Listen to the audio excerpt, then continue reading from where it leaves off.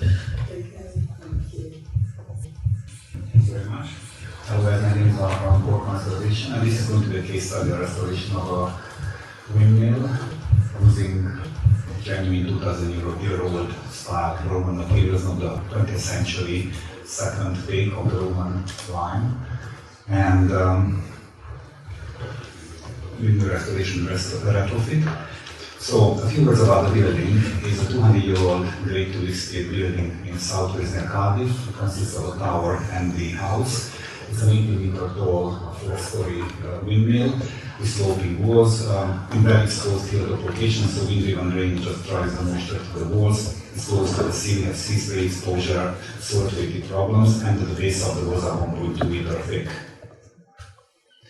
About the tower, the owners had moved in about 10 years prior. They had ongoing moisture problems, rainwater ingress in buckets, as you can see. Moss growth on the internal walls, very high internal humidity and radiating cold walls, kind of the quite common themes. In addition, they had modern materials which made things worse: cement, plaster, marble paints resulting in condensation and mold, unhealthy living conditions. Cement between the joists, we can see here packed really thick, and dripping condensation from a metal roof, uninsulated metal roof, basically rotted the upper floor, and it had to be completely changed. So the space was very suitable for living. They were living in the house, the adjacent house, and the goal was to make the building dry and warm. These are some additional photos before the start of the project about the water seeping through and also the modern materials and so on. Prior renovation actions during the past 10 years since the owners have moved in. They moved in 2014 and then settled in to try to understand the building, and the first action in 2016 was the removal of the internal cement plaster, and they left the walls bare to give them a chance to dry. Then a couple of years later, 2017-18, the external render has been removed. It was perished and let the water in. Then in 2018, the whole building has been repointed, the external was repaired, and also the internal replastering has been addressed with lime, and then it has been lime washed.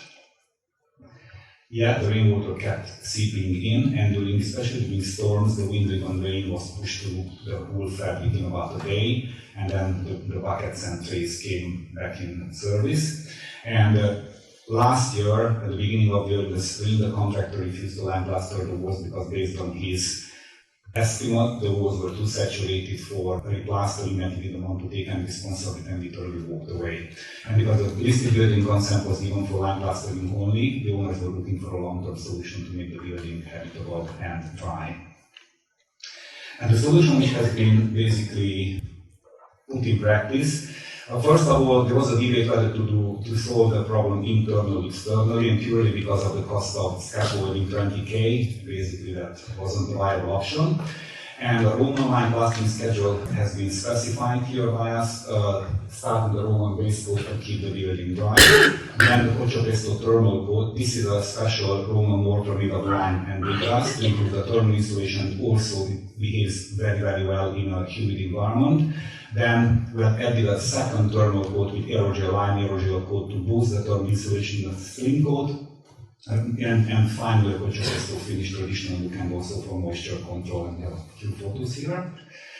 And the applied solution, these mixes basically has been developed by Venetian master, the last Venetian restoration master. The gentleman in the photo, he is basically in his early 70s, has about 60 years of lime and porcelain hand mixing experience, has been also researching a lot, working with universities, Venice City Council, and the Italian English Heritage, the kind of the heritage bodies. He recreated several lost Roman lime recipes, traveled and worked all around Italy, learning from the greatest restoration masters of his time, and created custom-made and also ready-made optimized recipes for certain applications. And we had the privilege to work with him for the past 6 years, learning about the application of these materials, how to specify them for very diverse conditions. And he's using a lot of old materials. We can see here the various porcelains, the black porcelains, the red porcelains. This side looks, we have one here, you can take a look in the break. In addition to that, a lot of earthy materials, has a very abundant palette, various pigments. Cocciopesto, this is the brick dust and also lines and various lines and everything, marble dust and so on. The Roman base coat was the first coat which has been applied. This is made of multiple volcanic lime and which are also some sand, Welsh river sand. And this recipe or this concept has been described by the producer in the 10 books of architecture, however it hasn't been specified exactly what it consists of. And this particular material is very interesting. It has a very fine pore structure, the vortex-style pore structure, myriads of small pores, very large evaporative surface, high vapor permeability, and when you apply on the wall, it basically allows the wall to suck out the moisture and dry the fabric from underneath. And because of the fine pore structure, it presents a substantial resistance to liquid water permeation, protecting the fabric and basically acts as a breathable filter. The pozzolans, what we saw, they are still mined from original Roman quarries near Roman Mount Vesuvius. And this particular material has a very wide range of application. Can be used for basements, as a plaster, as a render, for chimneys, for building or patching up walls, and so on. And it works really well in high exposure, high risk saturation based environments. On the right hand side, you can see a photo which I have taken at the lab of the company. They have their headquarters near Venice, half an hour from Venice. This is a massive metal tray sitting with a real wall in seawater, like mimicking Venice conditions. That's the base coat what we are talking. It has this brown color because of the volcanic sands and ashes. You can see it here, this brown coat. And this wall has been sitting here for 22 years. They actually go to extreme length in testing the material, and you can see the salts crystallizing under the base coat on the face of the masonry, and the masonry basically stays intact. We have also done some research because I was interested kind of how it behaves, and this is just one of the tests measuring the breathability of this plaster. We have taken basically two identical heritage bricks, one with an airline, one with this Roman base coat, filled with water, fed it with water from the top and then sealed the top, put it on two custom-made scales with high precision, and was measuring the evaporation curve, how quickly the bricks are actually losing weight. And what was interesting, it lost weight at very similar rates. Here are some photos from the actual project. So we have removed all the cement from here and applied the Roman base coat in two coats, because it needs at least two coats here because it's very exposed location in various areas. And the second coat was a Cocciopesto second coat. Cocciopesto is a traditional Roman plaster. It's a mix of lime and low-temp burnt brick dust, often with small brick fragments. When we mix the lime with the brick dust and the brick fragments, it becomes an excellent hygrometric regulator. It tolerates very well high humidity without creating condensation. So it's excellent for internal moisture control for basement and in these sensitive areas. And traditionally, this type of material has been used in the Roman baths. And it has a very nice kind of antique pink color. And we can see that this is the base coat, the darker color, and this is the second Cocciopesto color. It has a very nice, pleasant color. You go to Venice, you can see it all over the place in various shades, this kind of brick color plaster. Here are some photos of the actual project. It plays really well with the masonry, both plaster, so it allows the timbers to breathe and it doesn't trap moisture, keeping the joist healthy. Kind of like this. And then, in order to also improve the thermal insulation of the plaster, though the Cocciopesto coat had perlite and it was a thermal plaster, it comes in the thermal version. We also applied a lime aerogel thermal plaster on top.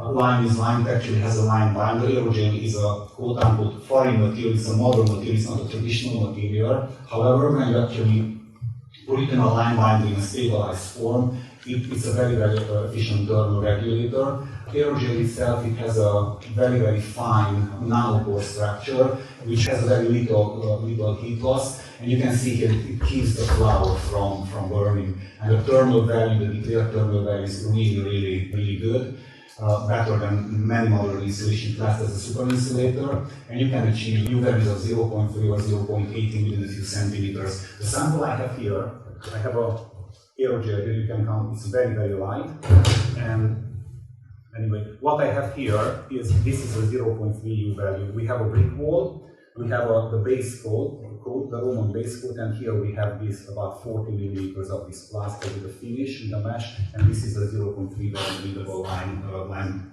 insulation system. In addition to that, aerogel is also thermally reflective. It reflects the heat back into the environment, 82% of the solar radiation, which basically going to make the room temperature a lot more even, rather than you have a hot spot where you have the stove and getting colder and colder, the reflection will even out temperature variations in the room. Here are some photos of this particular part of the wall texture and how it has been applied around windows and so on. And the final outcome of the building, the work was completed in October 2024. We had a very wet winter, the past winter, and the building stayed completely dry and warm, no leaks whatsoever. And now, about a year later, no dampness, relative humidity is good, and a healthy environment.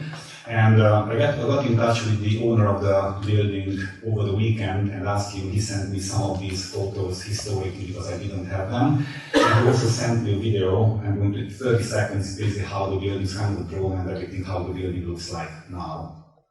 Hopefully it should start.